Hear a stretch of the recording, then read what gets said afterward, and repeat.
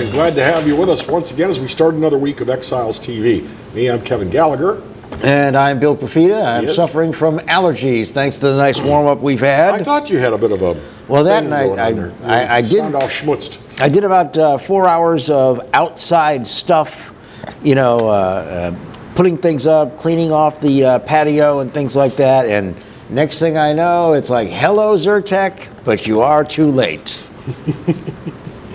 My weekend was, this is shameless, but it was nice to see this morning. I'm not the only one. Getting rid of the last vestiges of Christmas and putting that all away. Well, now the tree's been down for a good long time, but it was just like all that stuff that was brought inside that was outside in the decorations. I just kind of letting it sit there and dry out and everything and get all the bugs out of it. We took all of ours down on the 7th. Mm-hmm. And we like to keep ours up to the Epiphany. Yep.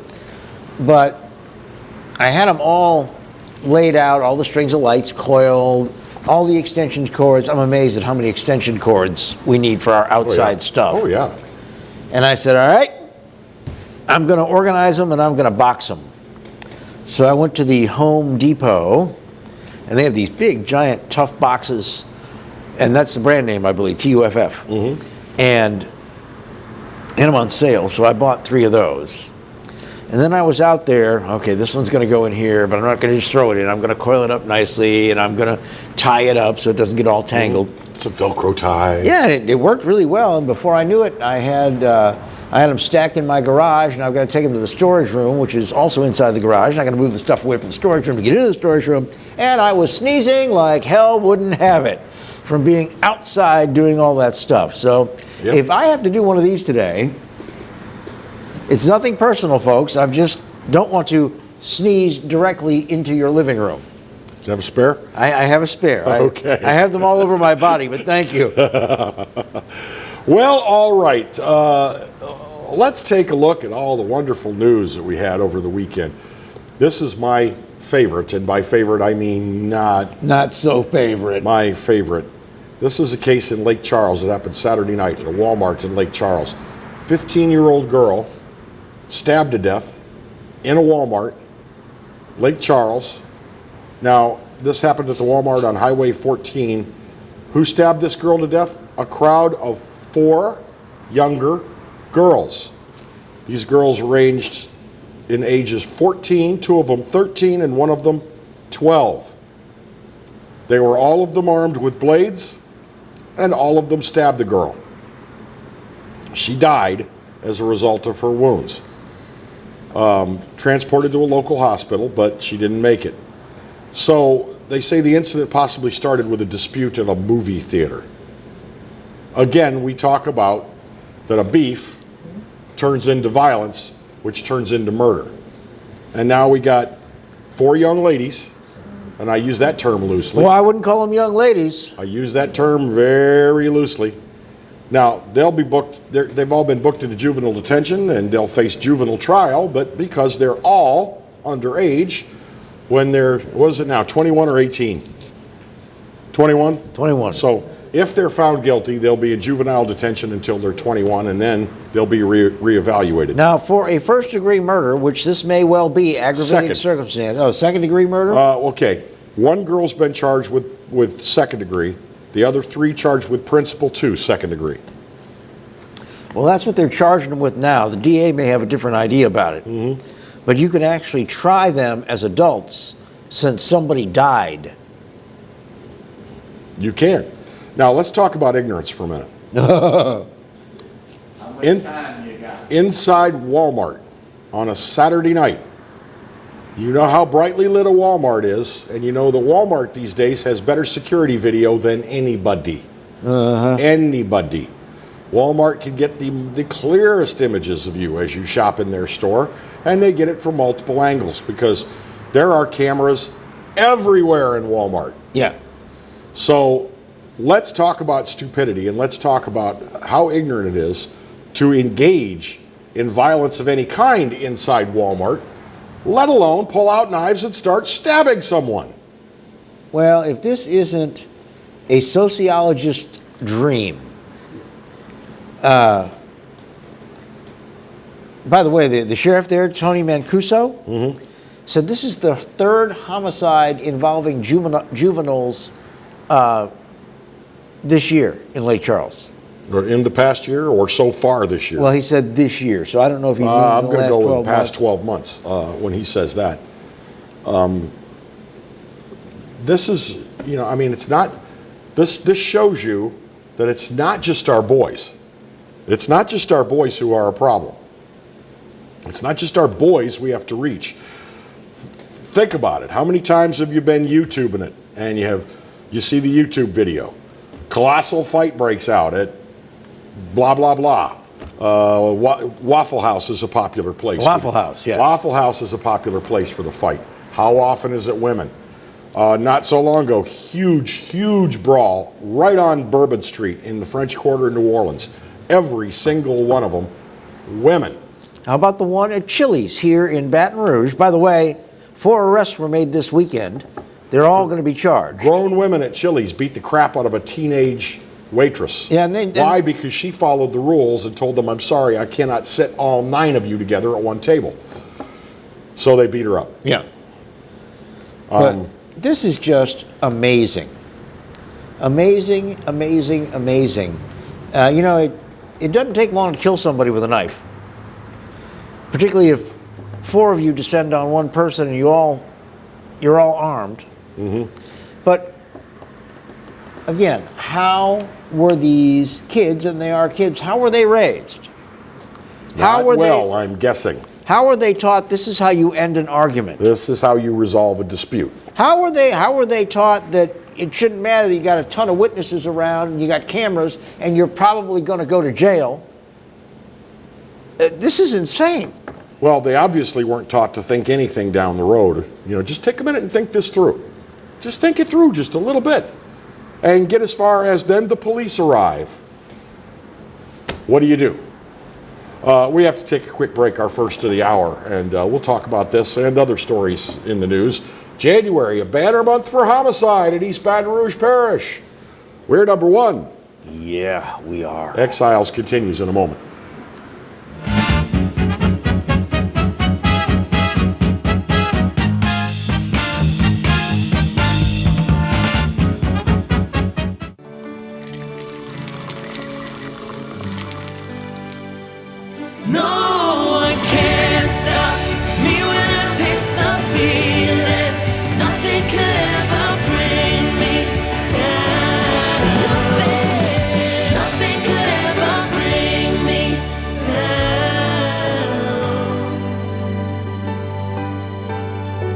Taste the feeling. Hi, I'm Bobby Yarborough with Manda Fine Meats. Here at Manda, we know what the folks of South Louisiana love. They love great flavored smoked sausage, delicious deli meats, and specialty items like boudin and andouille sausage. Manda Fine Meats has been providing these products since 1947. We produce them right here in Baton Rouge, so you know you're always getting the freshest product at your local grocery store. Manda Fine Meats. Taste the fresh local flavor in everything we make. Make it Manda every time.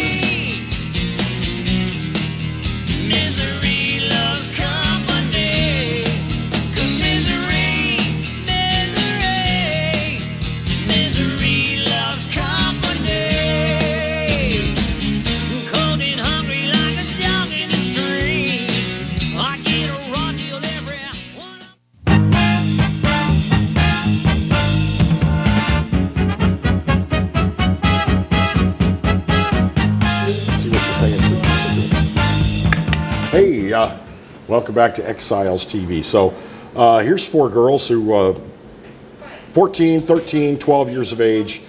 the four of them, and any potential for their lives is pretty much because they decided to attack a 15-year-old girl on her birthday. By the way, the victim, it was her birthday, and they stabbed this girl until she was dead. Well, dying. Anyway. Well, I fear for the future when we have such people, such decision makers, as the people who are going to inherit the future world. They're going to be in charge one day. and I'm sorry, I have a problem with what we consider to be our juvenile justice system. I realize when they codified it many, many years ago, it was a different world. They need to realize it was a different world. First of all, I think anytime there's a crime of violence, all right, armed robbery, battery, carjacking, purse snatching, stabbing a 15-year-old in the Walmart, Attempted murder, second-degree murder, first-degree shooting murder. your father-in-law in the head over the last chicken wing, that kinds of things. I think the people who are arrested should be identified, and I think that here we go. I think the people who are arrested should be identified, and I think they should face charges in real person court because they have committed real person crimes. And I'm sorry, while it may be partially true that their brains are not well developed yet and they can't understand intent, to me, I don't buy that crap. well, the thing is, if you go out and you get a place kicker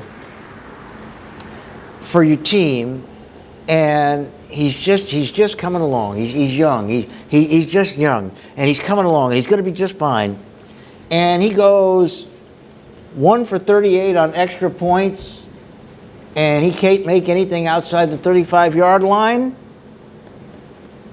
You kind of sort of fire his ass. You don't say, well, he's just young. He didn't know what he was doing. He'll be better next season. They do not have enough non-recidivists from the juvenile system to take this tack of saying you cannot keep society safe from them for lengthy periods of time because they're juveniles.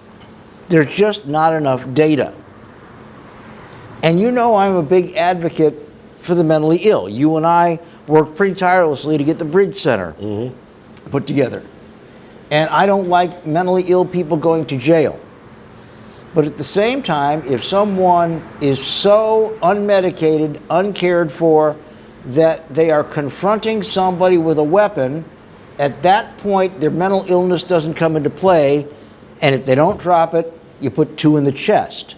That's just living in a practical world with survival instinct. And it's a shame that they got to that point. So The hard reality of life.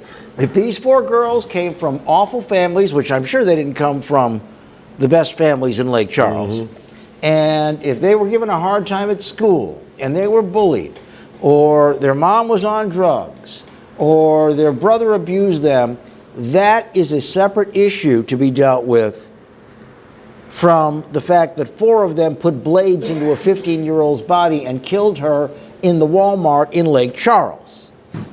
If you want to deal with those issues, you do it separately, and they should have enough prison time to where you could actually do counseling 2 or 3 times a week and maybe get to the root of their problems. But this is just, we're not going to identify them. They're going to identify the 14-year-old that they killed. Yeah, well, her name isn't given in this story, but that's just because it's fresh. It just happened Saturday night. And this is from, this was published yesterday. I imagine if we check Lake Charles news today, we may get that girl's identity. But that's generally what we do with juveniles. We don't reveal their names. But like you said, the victim will be identified. Well, and the fact of the matter is, one of the biggest problems with not revealing their names is there is no consequence for the family that more likely than not made her the way she is. They could just cruise right along. Nobody walks up to them and says, hey, Joe, was your daughter one of the 4 that stabbed that little girl to death in Walmart? The hell's wrong? They don't have to deal with that. I don't like the aspect of juvenile justice of, we're going to allow for what kind of a life the kid had up to the point that they committed a horrendous crime. It's like, you stabbed a girl to death inside Walmart. Yeah, but I saw something nasty in the woodshed when I was 9. It's like, I don't buy it. I just don't, that should not mitigate what you did. I think that modern criminology, sociology, psychology, psychiatry, social work does not want to face that there is a certain inevitability with certain people and certain predilections. So instead, they hope that they can buy some time by doing intense, basically that's the root of all psychoanalysis, going back to the womb if you can, to try to figure out what is causing your actions.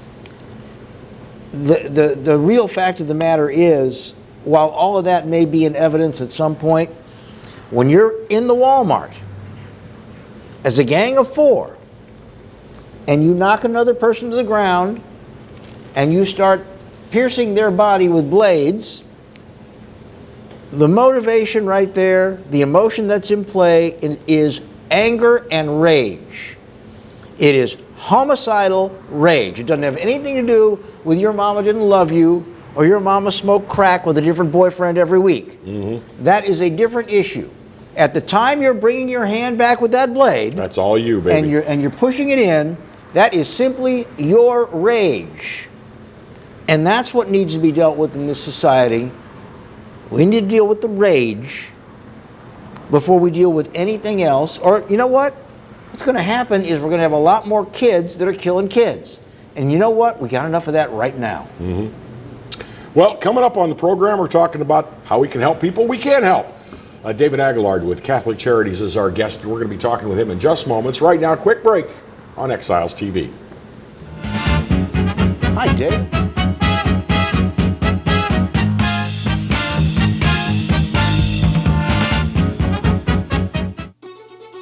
Live and play on the fairway at Greystone Golf and Country Club, a serene, challenging golf destination located in Denham Springs. For tee times and membership opportunities, go to GreystoneCountryClub.com. From appetizers, pasta dishes, and entrees, La Cantea takes pride in preparing all the Italian cuisine we know you love. Enjoy live music every Thursday through Saturday from 6 to 9, happy hour weekdays from 3 to 6, and brunch on Sundays from 11 to 2, as well as dinner portion-sized lunch specials for under $10. Visit our website to view our menu and book a party or meeting in our large banquet room. Once you try La Cantea, your Italian dining will change forever.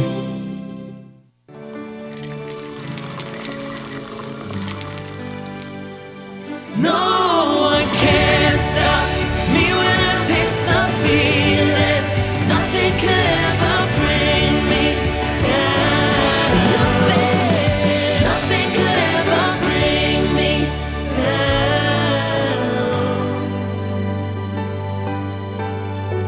Taste the feeling.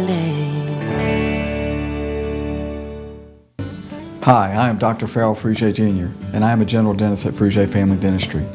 I was born and raised in Baton Rouge, Louisiana.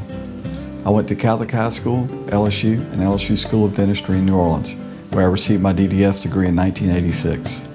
I always have and will continue to be committed to continuing my education, to invest in technology which makes the diagnosis and delivery of dentistry more thorough, more comfortable, and more aesthetically pleasing.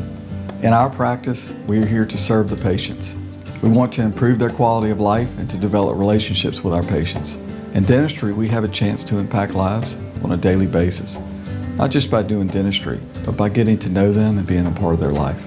We also believe in giving back to our community. So every year, we give back to the Greater Baton Rouge Food Bank, Toys for Tots, and Mary Bird Perkins Cancer Center. Please stop by and visit our office. We would love to take care of you and your family. Team Honda wants to thank you for once again making us Louisiana's #1 new car dealer by offering you never-before-seen savings. For the first time ever, get 0% financing up to 60 months on some of your favorite Honda models. Get thousands in savings right now at Team Honda on Segan Lane.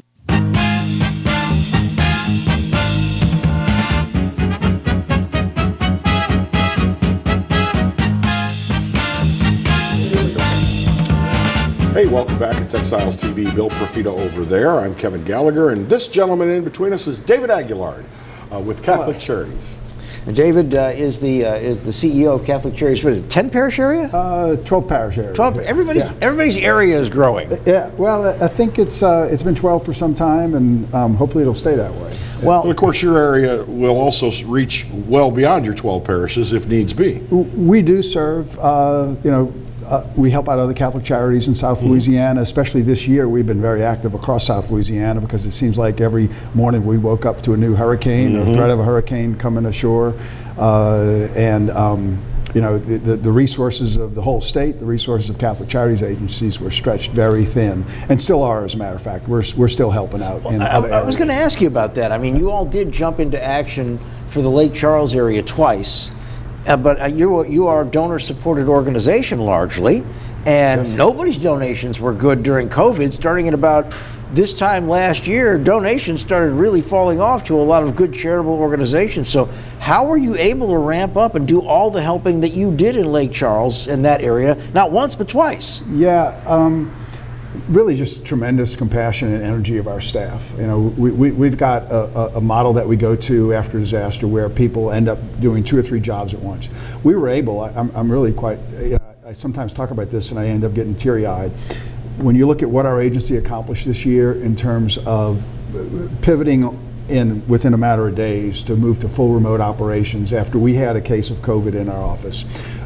Changing all of our services so that we could continue all of our services to all of our populations during during COVID, and then the hurricanes hitting, and plus budget reductions because donations were down a little bit.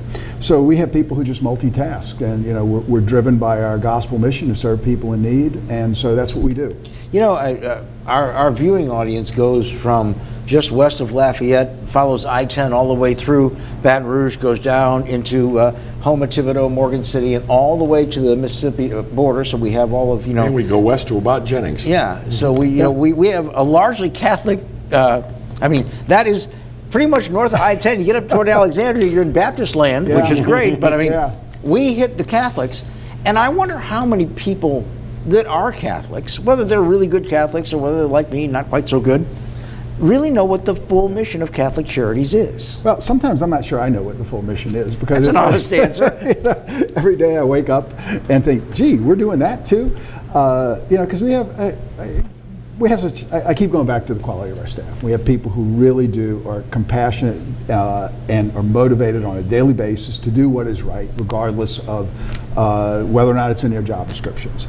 So, this past year with the hurricanes, we ended up working with the diocese, and this was something that was really new and unique for us, is that we worked very closely with the chancery and the church structure, the parish structure of our diocese, to get donations from church parishes here in the Diocese of Baton Rouge, loading them onto our trailers, sending case managers and volunteers to Lake Charles with supplies at a time when the roads were barely open and we were dodging power lines and down trees and cutting through empty lots in order to get to where we were going to bring supplies of water, generators, tarps, those kinds of things, and bring them to wherever they were needed in Southwest Louisiana.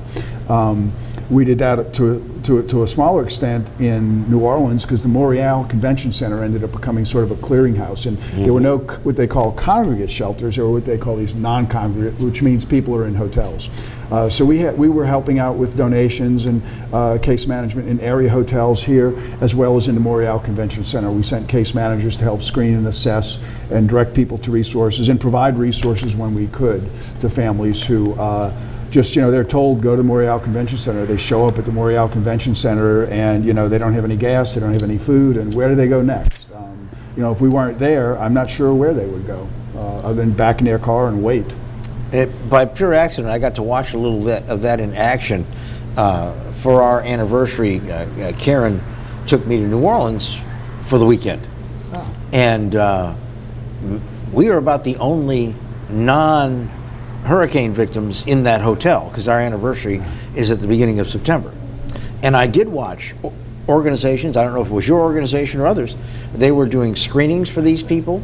They had meals delivered for every one of them. They had hydration. They said, "Did you bring your medicines? Do you need some medicine?" And they would. I mean, it was amazing to watch how well it worked. It's, you know, and it is not just Catholic Charities, but Red Cross, St. Vincent de Paul's, other nonprofits kind of get motivated here. And you're asking, you know, how do we do it? Well, we didn't have the resources that we normally have after a disaster. For one thing, the whole country was experiencing hurricanes and fires out west, and so frequently when there's a disaster, and if Louisiana is the only place, you know, if it's localized, a lot of resources will come in from around the country to assist us. But this year, that just didn't happen. And so we made do with what we have. We went into our reserves some. All you people out there in Facebook land, if you want to support us in our work with disaster victims and families who sometimes it takes them years and years and years to recover, frequently after FEMA is gone and after Red Cross is gone, the Catholic Charities agencies are here. We're as permanent as the Catholic Church, and you can be assured that your resources will go to use for the families and the victims of the hurricanes. David, in Lake Charles, as you were trying to step in and help out, that was a 1-2 punch, and it would seem to me that you were probably, you know, literally up to your waist in trying to help when here comes the next hurricane. How did you handle that when you saw that, oh my God, we're not even done with this job and we got another one bearing down? We did the same thing we did the first time, and actually we probably did a little bit more because the Catholic Charities Agency in Lake Charles, it's a smaller diocese, doesn't have the full staff and resources that we do. And so we just asked them, look, you know, why don't you step away from Delta, I think was the second one. You know, we will do everything we can from Baton Rouge so that you can focus on getting their building reopened, getting, you know, there's a group of nuns who basically run Catholic Charities Lake Charles, getting their convent rebuilt.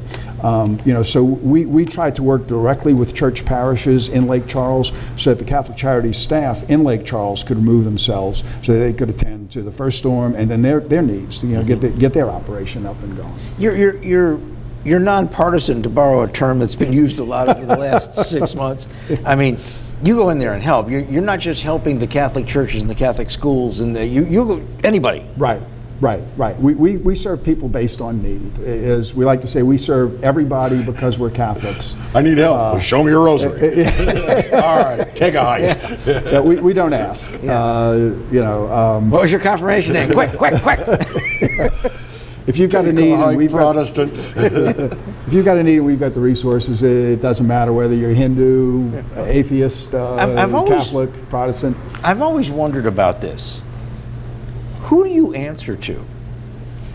We answer to the Catholic Church. We answer to. So it starts with the bishop. I am appointed by the bishop. What people don't fully realize, and I think, and I didn't either till I got there, is that Catholic Charities agencies are an integral part of the Catholic Church in a structural, institutional way. Now, those are 3-syllable words, and I'm lucky I said it this early in the morning. But just as the church, most people are used to the church as having dioceses with church parishes. Well, every diocese also has an entity that is a charities agency. And it is a part, and it answers through the bishop to the Vatican through an international agency called Caritas Internationalis, which means in Latin, international charity. And so, you know, it is, I think it was Pope Benedict who wrote in one of his encyclicals that there are 3 fundamental aspects of being a Catholic. That if you're Catholic, you believe in the Bible, you believe in the sacraments, and you participate in acts of charity. And so the work of the church through the Catholic Charities agencies is an integral part of the church, just as much as the sacraments or belief in the Bible. So. Now, what about interfacing with government efforts at assistance? I mean, who is the point man at these kinds of operations? Well, that's actually sort of the history of Catholic Charities agencies, if you want to get into a history lesson, is that they were particularly formed at a time when the government started getting involved in social services, and the Catholic Church realized this is important work. It is a part of what we do. It's a part of our identity as Christians, as a gospel-based faith. So the Catholic Charities agencies are actually 501c3 nonprofit human services organizations, and we comply with equal opportunity, you know, and all government regulations. Versus churches, which are a different kind of 501c3 that are church-based and faith-based religions, organizations, I should say. It's very interesting when you say that you answer to the Catholic Church. I felt that was probably the answer. One of the great healing institutions in the country, and the largest medical center here in the state is Our Lady of the Lake. Right. They are owned by the Franciscan Missionaries of Our Lady, but they still answer to the church. Yes. And I don't know if it's the same way now, but about 25 years ago, when they were going through a big expansion, any purchase order over $999,999 had to be approved at the Vatican by the Pope. Yeah, yeah. If there's this thing called canon law that Catholic organizations have to follow, and there are certain levels, like if I want to do a new building or buy real estate, I've got to go before the Bishop's Finance Council and the Architectural Council. You know, my daily operations, you know, up to a certain level of expenses and acquisitions, you know, I can do myself.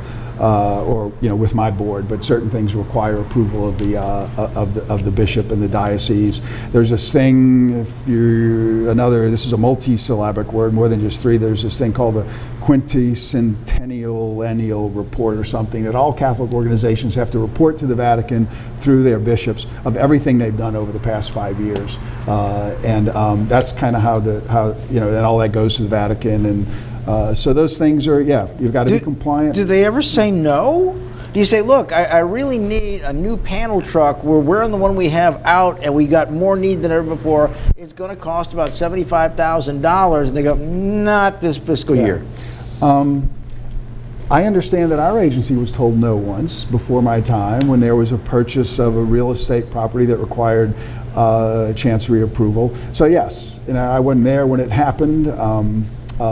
But yes, if you don't, you know, the church is faith-based, but it's also wise in its use of resources and its stewardship of what the church calls the temporal goods of the church. You know, and when you go before those committees and those councils, you've got financial leaders from around the community sitting there grilling you. You got to prove that you have a plan, that you have the resources, and that you're not going to be back next year asking for a little bit of extra money to help you do something that you couldn't afford the year before. It's fascinating. The work you do at the end of the next segment will tell everybody how they can get in touch with you if they would like to become a part of it. Okay.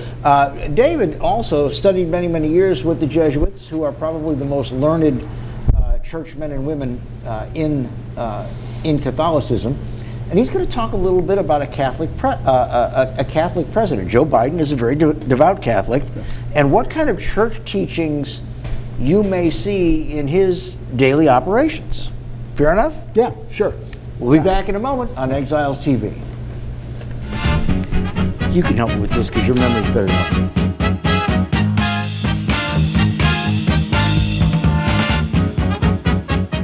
Balello's Furniture and Appliances, your dependable independent. Depend on us for service, for selection, for price. Get huge Whirlpool savings. Shop now and save on Whirlpool appliances throughout the store. Plus, experience our price match guarantee and ask about special financing. You can depend on the know-how of people who live appliances every day. Balello's Furniture and Appliances, your dependable independent with nationwide buying power. Hello guys, it's Debbie. It's time. I've got a brand new location. 10510 Airline Highway, Baton Rouge, next to After 5 Tuxedos. We have the perfect spot to get all your wedding and formal wear needs. Come see our one-of-a-kind name brand and get great prices. With 30 years experience, the best customer service anywhere. It's Debbie's Bridal, Airline Highway, Baton Rouge. See you soon. Hi, I'm Hurricane Betsy Barnes. And I'm Dr. Kay Siller with The Rocket Right Show. We are two busy blondes on the go showing off life in Louisiana. Watch us on Pelican Sports Network. And Talk 107.3 FM. Check local listings for times. Of all the auto brands on the road today, only one has been named the best auto brand for 6 straight years. That brand is Mazda. Come shop and save on the award-winning lineup of new Mazdas right now at Baton Rouge's Mazda dealer, Team Mazda on Airline. I owed the IRS $10,000. The IRS garnished my wages. They put a lien on my house. I'm self-employed and didn't report all my income. They claim I owe a lot more than I do. The IRS is the most powerful collection agency in the world. They do not give up until you pay. I couldn't sleep. We were being audited. I called Tax Solutions Now, and a great big weight was lifted off my shoulders. I called Tax Solutions Now, and they got the IRS off my back. Tax Solutions Now had my wage garnishment lifted in 48 hours. Tax Solutions Now can get you help. Our agents know the rules, can stop the pain, and get you the best deal. Tax Solutions Now saved my business. I qualified for the Fresh Start program. I paid less than I owed. We connect you with a team of former IRS agents and tax professionals who get the IRS off your back. Time is running out. Call Tax Solutions now. Call 800-778-4345. 800-778-4345.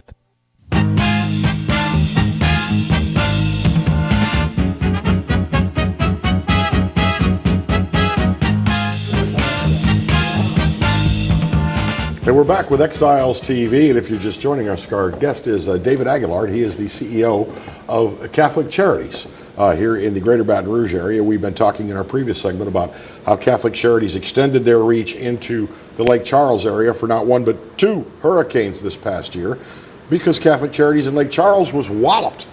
Now we're going to turn our attention to something. Our new president, Joe Biden, is only the second Catholic president we've had in a long, long time. Yeah, John F. Kennedy was the first. Mm-hmm.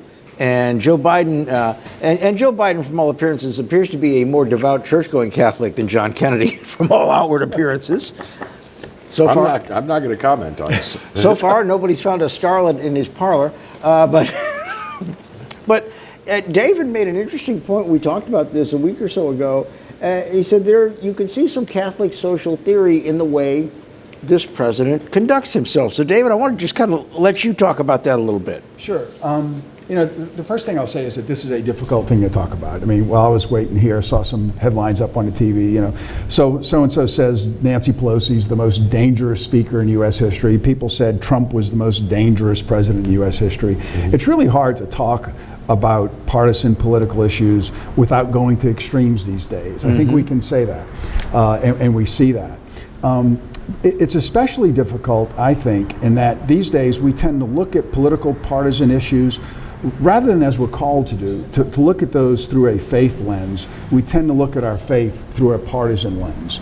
And as a Catholic, and I think just more generally as a Christian, what it's difficult to do is to realize that, I can be anti-abortion and pro-life, but I also can support immigration reform.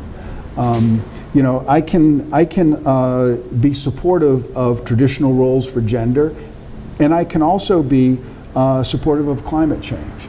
So, I think we need to acknowledge that when you talk about this, and you talk about these issues, it's hard to be nonpartisan. And so what Catholics have done, and the Catholic social teaching, is issue-oriented rather than partisan-oriented. And so you see, the Catholic Church has these things called the 7 themes of social teaching. The first one is the right to life, the dignity of the human person. Mm-hmm. And the Catholic Church teaches, I think the president of the USCCB, U.S. Conference of Catholic Bishops, just issued a statement that the right to life and the right of the unborn is a preeminent issue for the Church, but it is not the only issue. Now right there you get into a dividing line. But what you see with the Biden presidency is the themes he articulated in his inaugural address, the substance of many of the executive orders, is you see things like he's addressing climate change. The Church teaches that the climate crisis is a moral and ethical dilemma that we face. And it's based in a very sound Christian principle, and that is this creation is all the creation of God, and we are co-creators, so to speak, in the evolution of God's love and how it plays out in our midst. So you see him addressing climate change, immigration reform. You see him addressing issues of racial equality and inequality. All of those are founded in Catholic social principles: life and dignity of the human person, the right we all have to fully participate in our communities, that we should be standing in solidarity with the poor and the vulnerable, not only in our communities but around the globe, that we are all one human family. In a way, God is multicultural, I think. If you take a look at the globe, God created many different... I would hope so. Yeah. I hope everybody doesn't look like us. I'm reading ahead here, if you don't mind. Okay, it's an old bad habit I have. Go ahead. But you talk about racial dignity. Yeah.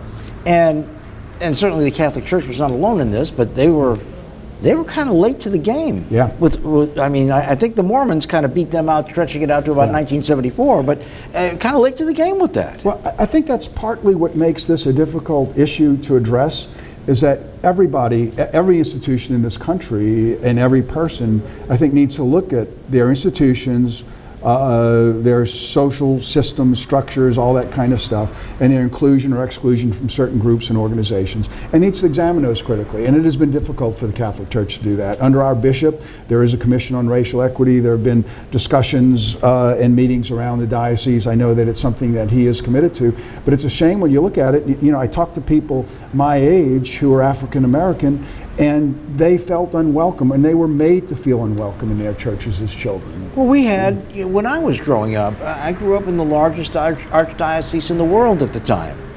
Chicago. Yeah. Okay. And because we had all the immigrants, that fled Europe, and they were mostly Catholic. They were Irish, and they were Italian, and Polish. They were mostly Catholic.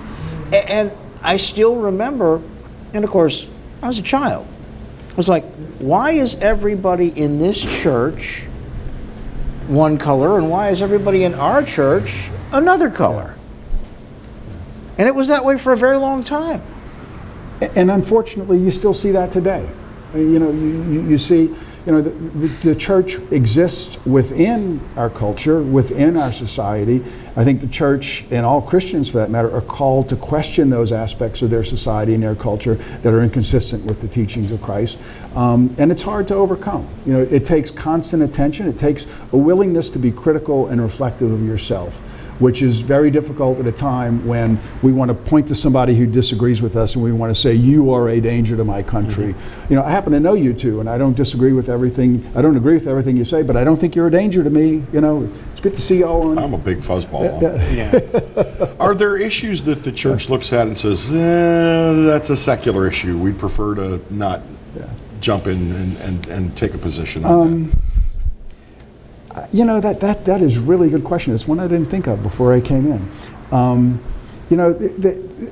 I think probably when you come down to some very basic things, maybe an exception to a zoning law for a building or something, that would, although then part of my brain goes and think, well, let's look at that zoning law and what's the roots of it? And was there something a lot restrictive? of things you come down to what's right, what's wrong. Yeah. But I can give you a practical value judgment. Practical example that has a great big impact. Gambling, legalized gambling. Uh-huh. Now there are a great many churches, a lot of Christian churches that believe that gambling is evil and it's a sin, and they will forbid their congregants from the pulpit from participating. At the other side, there are people that say, in most cities, Baton Rouge one of them, these gambling casinos that we have are providing marginalized people with their first really good jobs and their first really good benefits in the history, and so therefore, socially, I think it's fairly responsible.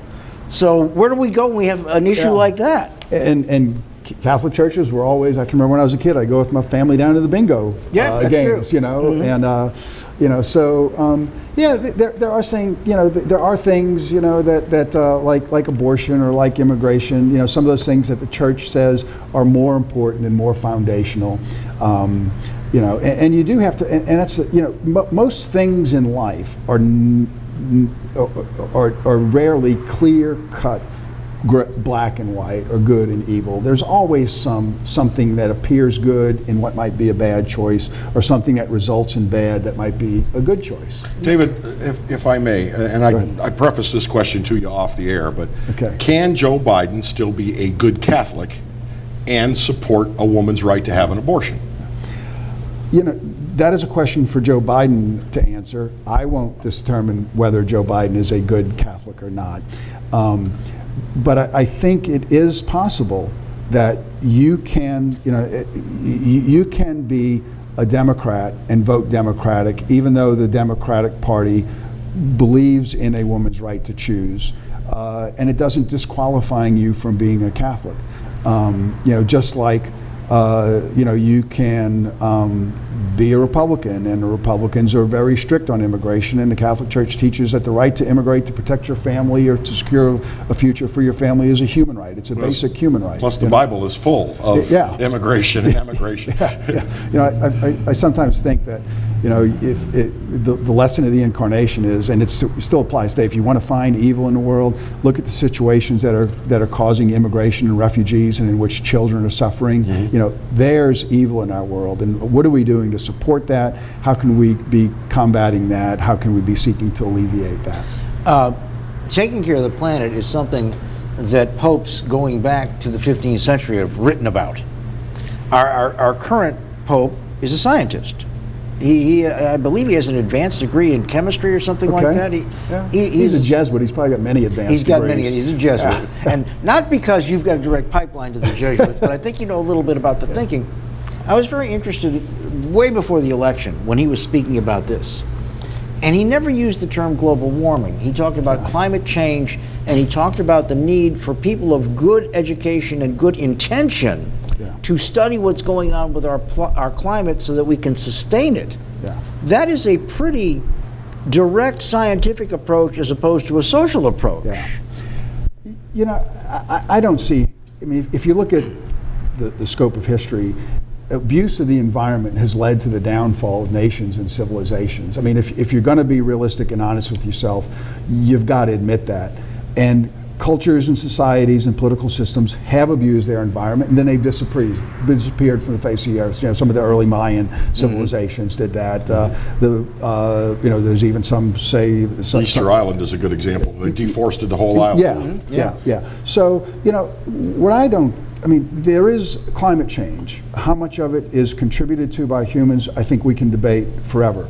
But what's wrong with taking care of the planet? We all win if we do it, you know, and it is part of our, I mean, if you look at the world with the reverence that you should, you know, it's like, it's easy to look at an unborn child and see God's face.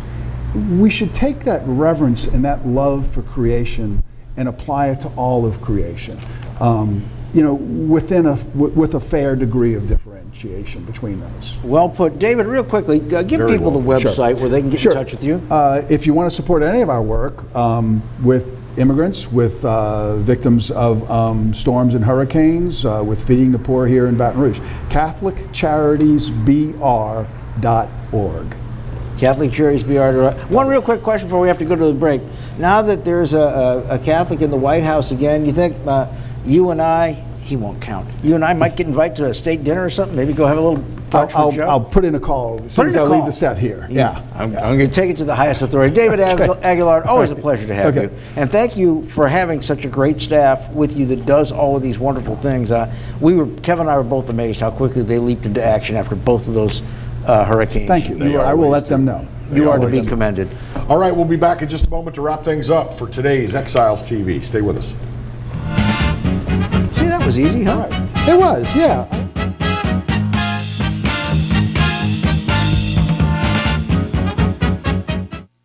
Caught spiders.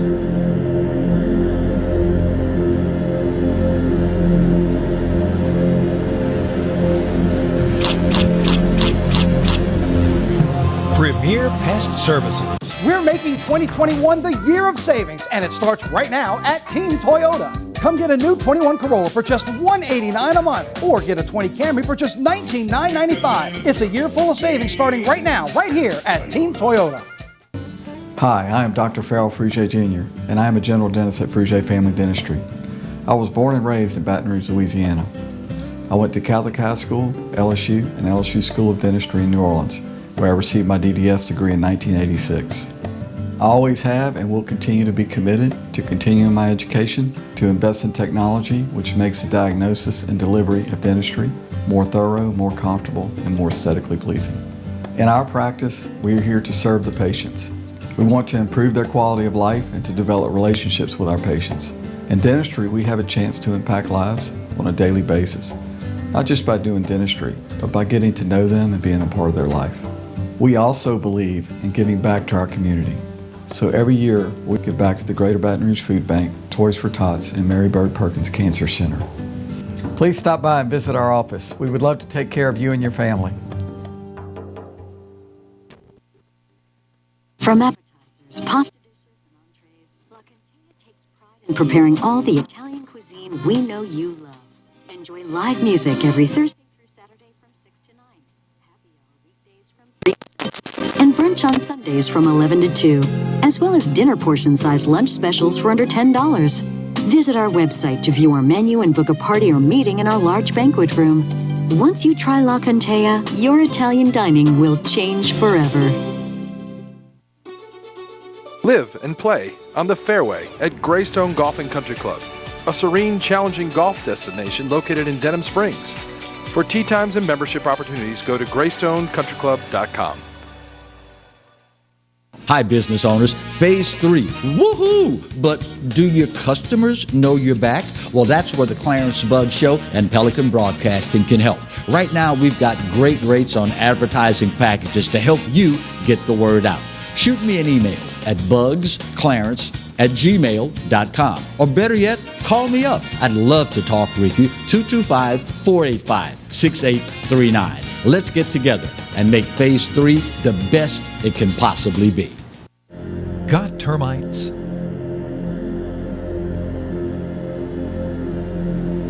Get Premier Pest. PremierPestServices.com.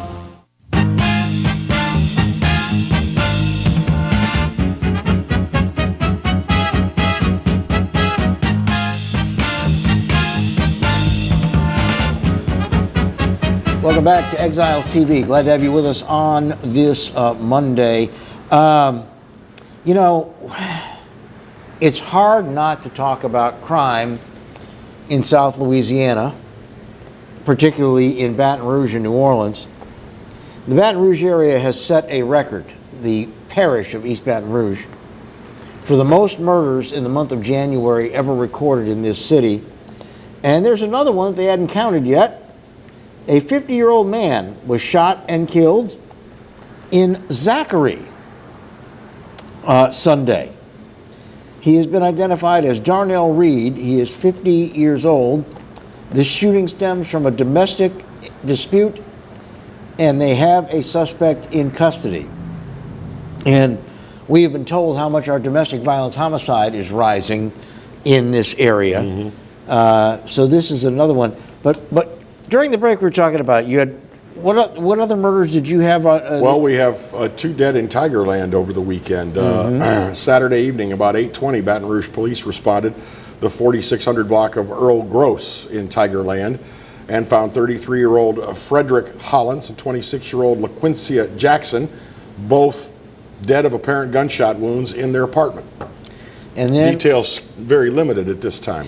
So then, yeah, that's a double shooting homicide. Yeah. And then the stabbing on Larkspur Avenue, which ended in a fatality. So that, as far as I know, is 4 violent deaths in East Baton Rouge Parish. In 2.5 days. Since Friday. And it is a horrible shame that these things are happening, and it's a horrible shame that what brings the mayor to a microphone is not this, but the fact that a bunch of people were partying on Bennington at a club and they weren't social distancing or wearing their masks. So that is what got her angry. What is the deal Not on all that the murders club? in our. If it's a club, I think it is. And good Lord, I haven't been on Bennington in a long, long time, but it's called Pulse. Pulse. And I believe it is what we used to know as the AAA Bar and Grill on Bennington. Remember, that place has been a bar forever. It was the Funny Bone. It was the Grin Room. It was. Well, there's a variety of different bars. There's a proprietary college in that building right now. Well, then I don't know what building. The strip joint's still a strip joint on Bennington. Yeah, but right? there's 2 other clubs behind it, so it must be one of those. Well, it must be one of those. But the Pulse nightclub, apparently the nightclub was pretty well filled, and there was a large crowd of people waiting outside to get in. And the video that was released shows that not a lot of them were wearing masks or practicing social distancing. That brings Madam Mayor to the microphone to talk about how disappointed she is.